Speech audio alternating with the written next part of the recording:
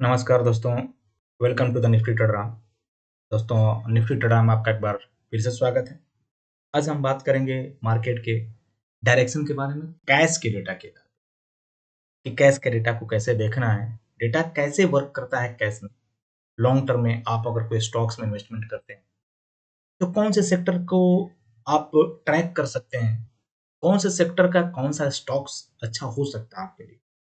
आपके पास जो स्टॉक्स पड़ा हुआ है उसको कैसे एनालिसिस करना है, क्या उसको बेचने का समय है या फिर उसको और खरीदने का समय है।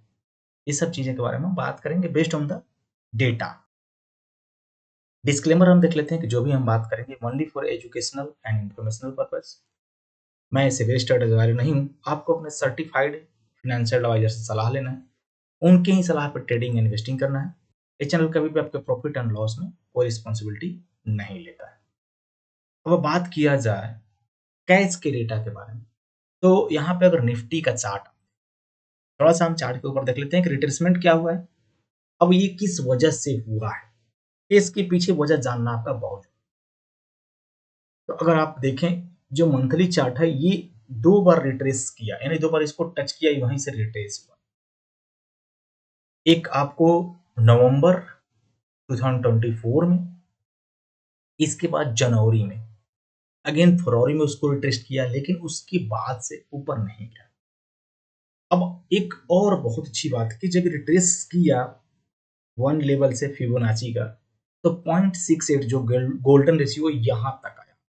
अब देखिए रिट्रेस, यहां से रिट्रेस होकर फिर आपको क्या किया, ये अगेन उसको रिटेस्ट किया, फिर यहां से रिट्रेस किया, और पॉइंट जो 6122,039 का लेवल, इसके आसपास से ये रिट्रेसमेंट लिया। कब? अप्रैल मंथ में। अगर इसका आप लो देखें 22,182, मार्च मंथ का 22,283, इससे नीचे, यानी यही लेवल जहां से रिट्रेसमेंट हो रहा है।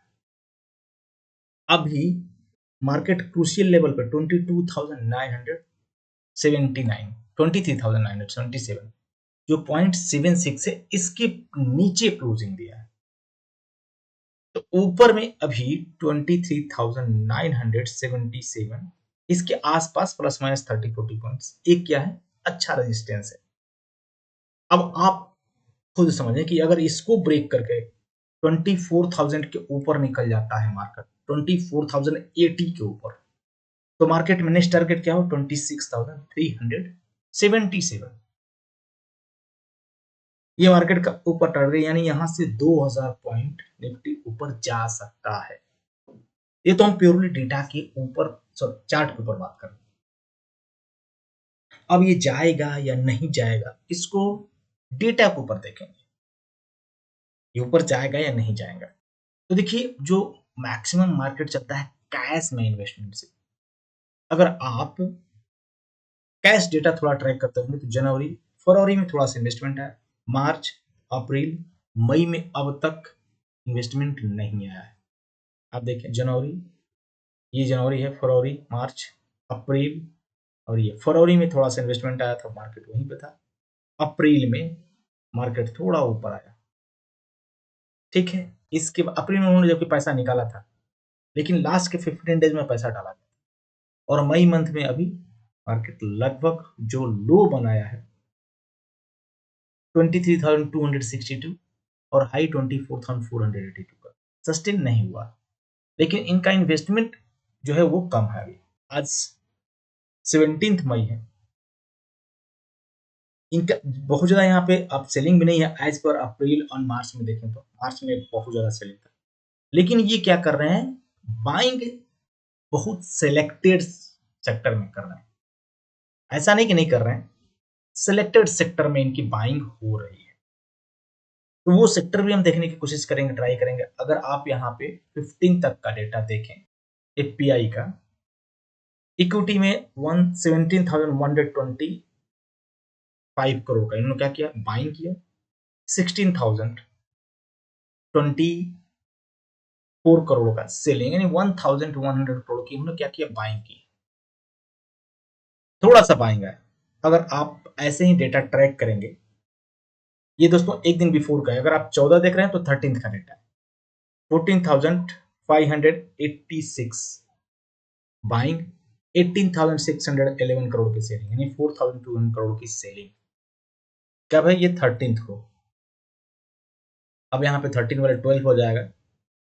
12 को भी देखिए 16,400 करोड़ बाइंग, 17,200 करोड़ की सेलिंग। अब यहाँ पे ये बाइंग भी कहीं ना कहीं हो रहा है। ये सिर्फ मैं आपको इक्विटी की बात कर रहा हूं। कहीं ना कहीं इनकी बाइंग आ रही है, किसी न किसी सेक्टर में बाइंग हो रहा है। म्यूचुअल फंड में भी यहाँ पे देखें, इनकी म्यूचुअल फंड में इक्विटी स्कीम में इन्होंने थोड़ी सी 300 करोड़ डाला है, 3 करोड़ सॉरी। ऐसे ही आप 11th को देखें, इक्विटी में 15,400 करोड़ की बाइंग आई, 16,700 करोड़ की सेलिंग आई, यानी नेट टू नेट 1,392 करोड़ की सेलिंग आई। थोड़ा थोड़ा सेलिंग इनका आ रहा है, लेकिन सेक्टर में कोई ना कोई इनका शिफ्टिंग हो रहा है, किसी न किसी सेक्टर में शिफ्टिंग हो रहा है। Equal buying and selling. अब आप समझिए कि यहां से पैसा निकाल के किसी और सेक्टर में, किसी एक सेक्टर से निकल के दूसरे सेक्टर में जा रहा है। ये चीजें तो आपको माननी पड़ेगी। 14,000 करोड़ की 6 को 14,750 करोड़, 20,453 करोड़, यानी लगभग 5,697 करोड़ का क्या है, सेलिंग है। सेलिंग प्रेशर ज्यादा है, इस वजह से मार्केट क्या कर रहा है, अप साइड की तरफ नहीं जा रहा है। ये मैं प्योर इक्विटी डेटा की बात कर रहा हूं। आगे हम ये भी देखेंगे कि कौन से कंट्री के लोग ज्यादा सेल कर रहे हैं। ठीक, अब चलिए हम आपको टॉप डाउन अप्रोच में आ जाते हैं हम, कि कौन से यहाँ पे सेक्टर में सेलिंग चल रही है। अभी 1 to 15 मई का डेटा नहीं आया है। अगर 15 मंथ का यहाँ पे डेटा अगर देखें तो नहीं आया, डेटा रिफ्रेश नहीं हो रहा है। अप्रैल मंथ तक जो कैपिटल गुड्स था उसमें इन्वेस्टमेंट आ रहा था, सेलिंग कम है कैपिटल गुड्स में। कंस्ट्रक्शन में आया है, कंस्ट्रक्शन में अप्रैल में यहाँ थोड़ी सी कंस्ट्रक्शन में सेलिंग चल रही थी। इसके बाद अगर आप टॉप सेक्टर में सेलिंग देखते हैं, जहां पे सेलिंग चल रहा है, मैं आपको थोड़ा सा और इसको जूम करके दिखाता हूं जिससे आपको पता चल जाए। तो अगर मैं 2 मंथ से, मार्च से अगर देखा जाए, तो देखिए कैपिटल गुड्स में इनकी जो है बाइंग हुई है, लगभग 8,000 करोड़ का, सेलिंग ओनली 1,000 करोड़ का। एक अच्छा पैसा आया है कैपिटल गुड्स में। बाकी मैक्स जो सेक्टर है कंस्ट्रक्शन में हुआ है सेलिंग। आप इसमें देखें, कंज्यूमर सर्विसेज में, फिनेंशियल सर्विसेज में बहुत ज्यादा है, 11,000, 19,000, 28,000, यानी आपको लगभग 45 डेज में इन्होंने 60,000 करोड़ की इन्होंने सेलिंग कर दी है। 60,000 करोड़, समझ सकते हैं आप, फाइनेंशियल सेक्टर्स में सिर्फ 45 डेज में। इसके बाद हेल्थ सेक्टर 2,000, 4,000, 2,005, यहाँ पे भी सेलिंग हुई है। आईटी में भी सेलिंग है, यानी सेलिंग हो रहा है। मेटल एंड माइनिंग में बाइंग हुआ है, पावर में इन्होंने बाइंग किया है। तो ऐसे सेक्टर जहां पे इनकी बाइंग चल रही होती है, हमें उस सेक्टर को पकड़ना है, क्योंकि वो स्टॉक्स अगर मार्केट गिर भी रहा है तो कम गिरेगा। और ये ऐसा नहीं है कि आप कंटिन्यूअस उसमें सेलिंग ही करते हैं, लेकिन बाइंग अगर जो ये सेक्टर पकड़ते हैं उसमें सेलिंग कम करते हैं अगर गिरना होता है। जैसे आप देखें 2-3 सेक्टर है यहाँ, अनलिस्टेड स्टॉक्स में भी करते हैं। ये सेक्टर में अगर वाइज हम जाएं और सेक्टर वाइज स्टॉक्स को पता करें कि कौन से स्टॉक्स में इनकी लगभग, देखिए आप एग्जैक्ट तो नहीं पता कर सकते, लेकिन उसमें एंट्री दिखेगी और स्टॉक्स का बिहेवियर दिखेगा। अब मैं आपको यहाँ पे capital goods, constructions and power के सेक्टर को दिखाऊंगा। तो सबसे पहले यहाँ पे सेक्टर में कैपिटल गुड्स में सेक्टर ले लेता हूँ। कैपिटल गुड्स के सेक्टर जितने होंगे यहाँ पे इसके स्टॉक्स आ जाएंगे। कैपिटल गुड्स, जो भी यहाँ पे आप स्टॉक सेक्टर में, ये आपको यहाँ पे कैपिटल गुड्स के स्टॉक्स दिखेंगे। मैं इक्वल टू करके इस सेक्टर को ले लेता हूँ। जो भी मैं यहाँ पे सेलेक्ट करूंगा वो मुझे स्टॉक्स यहाँ पे दिख जाएगा। हर चीज में आप देखें एंट्री आई है, छोटा स्टॉक है, आरटेक है, एसीई, एसी में भी आपको एंट्री आई है। देखिए, तो हमें क्या करना है, डबल कंफर्मेशन पता करना है। 909 के ऊपर है, 888 चल रहा है, फिर 947 के ऊपर डबल कंफर्मेशन, जहां पे हमें डबल कंफर्मेशन के एंट्री आई। बिना डबल कंफर्मेशन का अभी हम ऐसे एंट्री नहीं करेंगे। आपको क्या करना है, ऐसे स्टॉक्स पता करना है जहां पे हमें लगभग डबल एंट्री साथ में आई हो। देख लेंगे हम यहाँ पे हाई हाई वॉल्यूम डिलीवरी, ये स्टॉक वहीं पे चल रहा है। तो आपको क्या करना है दोस्तों, ये फिल्टर आउट हो जाएगा। जो भी देखिए आपको ये एंट्री आई है, यानी 1563 1569 के ऊपर क्या उनका एवरेज इसके आसपास बाइंग चल रहा है। तो एवरेज बाइंग क्या करते हैं, ऊपर भी करते हैं नीचे भी करते हैं, इसलिए हम यहाँ पे ऊपर में नहीं फंसेंगे।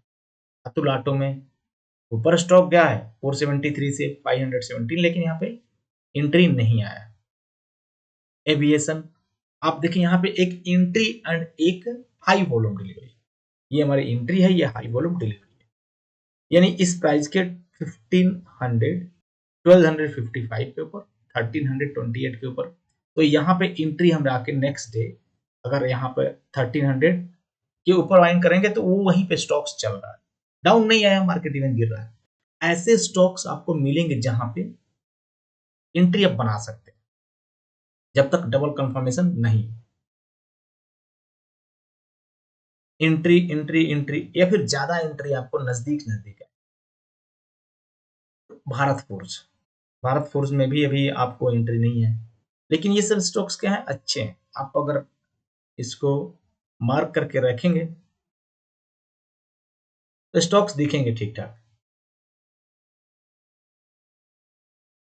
यानी ओवरऑल इनके 15 डीज में अब आप इससे ये भी पता कर सकते हैं दोस्तों कि पहले इन्होंने इन्वेस्टमेंट किया था, लेकिन मई में 1 to 15 में इनकी बहुत ज्यादा कैपिटल गुड्स में इन्वेस्टमेंट नहीं हुआ है।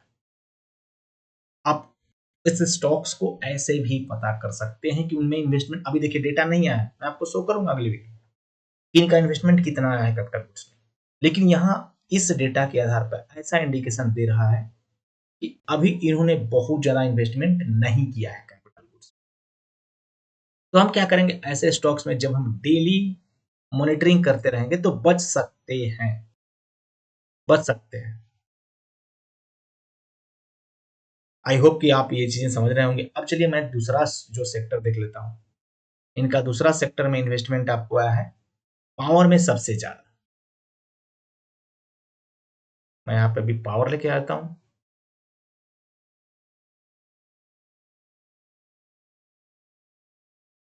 पावर सेक्टर, पावर सेक्टर के यहाँ पे स्टॉक्स आपको दिखेंगे। अडानी ग्रीन, इसमें भी आप देखें 1290 से 1300 के ऊपर थोड़ा सा आया है। अडानी पावर, इसका डेटा दोस्तों हमारे पास नहीं आ रहा है अभी।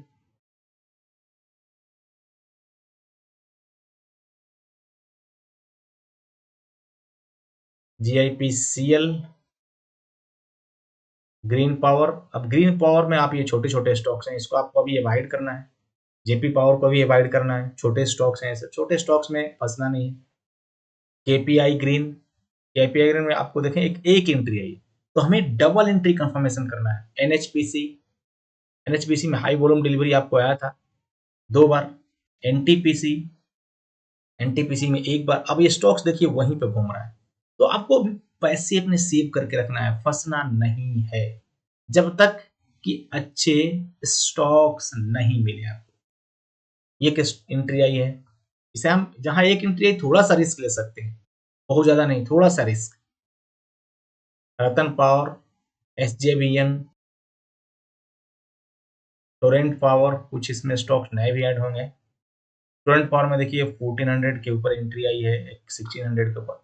आपको क्या करना है, फिल्टर आउट करना है, यानी आपको इस 15 डेज में भी बहुत ज्यादा इसमें एंट्री नहीं आई है, ठीक है।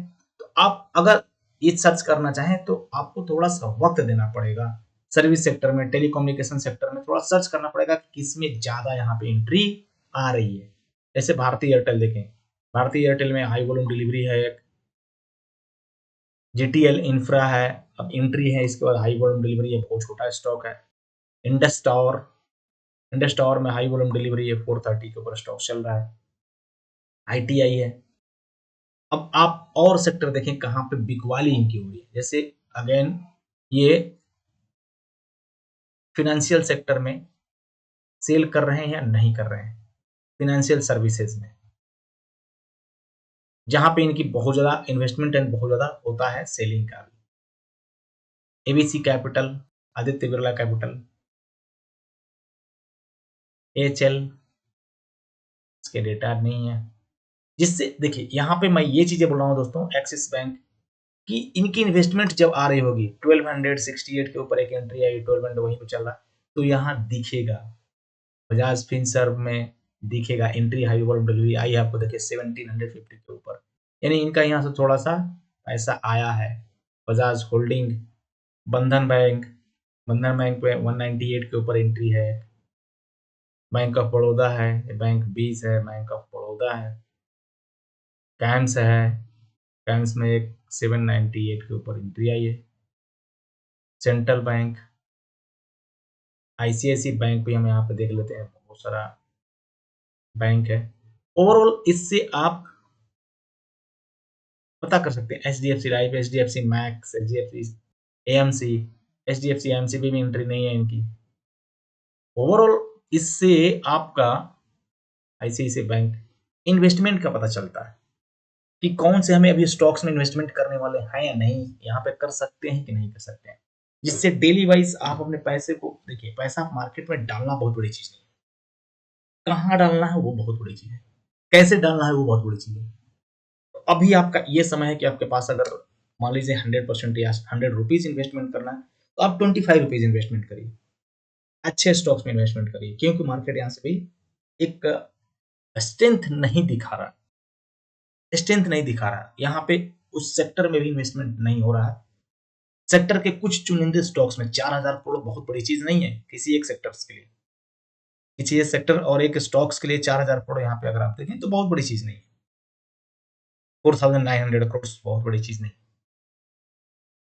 ओवरऑल इन्वेस्टमेंट इनका यहाँ पे कम है, पहले इनकी जब हैवी इन्वेस्टमेंट हुआ करते थे तो बहुत अच्छा मार्केट चलता था। अब आप देखें यहाँ पे लगभग हम 2024 इससे भी पहले का डेटा यहाँ पे मॉनिटर कर रहे हैं, 2022,000 करोड़ का ऐसे आपको इनका इन्वेस्टमेंट आता था पहले, 12,000 करोड़ का, 13,000, 16,000 करोड़ का बड़े बड़े इन्वेस्टमेंट होते थे दोस्तों।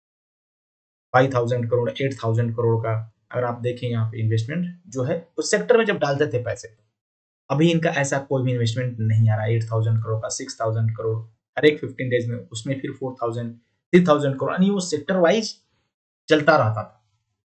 अभी ऐसा इन्वेस्टमेंट नहीं हो रहा है, तो आपको सतर्क रहना है, होशियार रहना है, अपने पैसे को अपने पास रखना है, सेव करके रखना है, थोड़े थोड़े इन्वेस्टमेंट करना है। तो आई होप कि इस वीडियो से आपको पता चल रहा होगा कि इन्वेस्टमेंट का समय है या नहीं है, कैसे इन्वेस्ट करना है स्टॉक्स में। लॉन्ग टर्म के लिए आप अच्छे स्टॉक्स में होल्ड करके रख सकते हैं, लेकिन अभी अनसर्टेनिटी बना हुआ है। बहुत बहुत धन्यवाद अपना कीमती समय देकर। वीडियो अच्छा लगा जरूर लाइक करिए, चैनल पर तो सब्सक्राइब कर दीजिए, बेल नोटिफिकेशन को प्रेस करके रखिए। हाँ, आपको मैं एक चीज और दिखाना चाहूंगा कि आप इससे जो है स्टॉक्स फिल्टर आउट कर सकते हैं कि एंट्री स्टॉक्स जो है वो कहाँ कहाँ एंट्री हुई है, कौन कौन से स्टॉक्स में एंट्री हुई है। जैसे एक हम पिछले बार एक सैटिन स्टॉक्स दिखाए थे, SATIN करके स्टॉक था, उसमें अगर आप देखें डबल एंट्री आई थी 427 को, अब ये डबल कंफर्मेशन एंट्री है 171, इसके बाद आप देखें लगभग स्टॉक्स 20% चला। तो ये मैं आपको बताना चाह रहा हूं कि आप ऐसे स्टॉक्स को फाइंड आउट कर सकते हैं। आप यहाँ पे देखें, ऐसे स्टॉक्स आपको फाइंड आउट होगा जहां पे डबल एंट्री आई होगी। अब उस स्टॉक्स को आपको थोड़ा सा ढूंढना पड़ेगा दोस्तों, इस चीज में फिल्टर आउट करना पड़ेगा। फिल्टर आउट होने के बाद ये स्टॉक्स आपको ठीक ठाक रिटर्न दे सकते हैं। देखिए 100% कोई श्योर नहीं, लेकिन हाँ यहाँ से रिस्क कम रहेगा, रिस्क कम रहेगा। जब भी आप अगर फिल्टर आउट करते हैं तो रिस्क इसमें कम होगा। बाकी और स्टॉक्स है जैसे यूबीएल, यहाँ पे आप देखें वीआईपी इंडस्ट्री है, मैं आपको यहाँ पे डेटा दिखा सकता हूँ कुछ और यूबीएल का।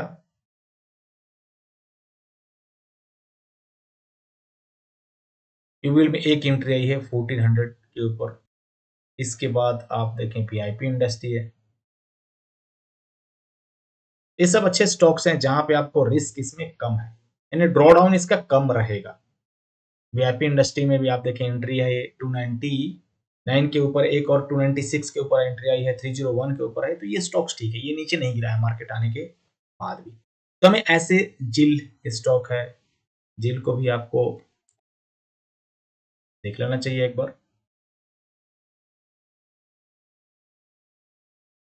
जिल में एक एंट्री है 94 के ऊपर। तो हमें ऐसे स्टॉक्स को अवॉइड करना है जहां पे सिंगल एंट्री है, सिंगल एंट्री है।